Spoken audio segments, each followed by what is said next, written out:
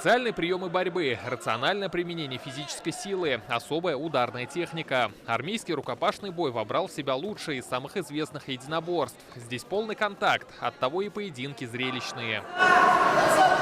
На татами спорткомплекса Осиново выйдут больше 200 спортсменов. Это ученики военных вузов и центров рукопашного боя. На соревнования приехал и Илья Сухорослов из Нижнекамска. Начать с победы помогла подготовка. Мне нравится то, что тут полный контакт, воспитывает этот спортдух и решительность. Участникам от 12 до 17 лет. Малику Газизуллину 13. Несмотря на юный возраст, уже опытный боец. Это где-то 10-е соревнование. Занимаюсь 6 раз в неделю.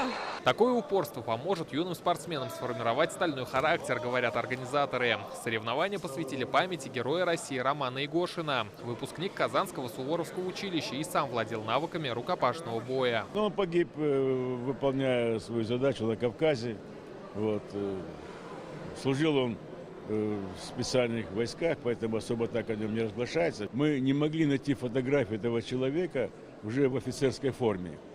Когда мы Герой России вешаем на доску почета и все остальное, видно, сам Всевышний сделал так, чтобы он остался для нас таким же молодым. Соревнования проводятся в 7-й раз. Правила, как у взрослых. Бойцу необходимо обладать как ударной техникой, так и борцовской. Соответственно, брать больше баллов либо ударами, либо в борьбе. Броски выполнять амплитудные, различные. Также можно победить нокдауном, либо нокаутом. И болевые приемы у нас засчитываются. Состязания продлятся 2 дня. Победители представят республику на всероссийском первенстве в Красноярске в марте. Рамиль Галиуллин, Алмаз Зейдинов, ТНВ, Зеленодольский район.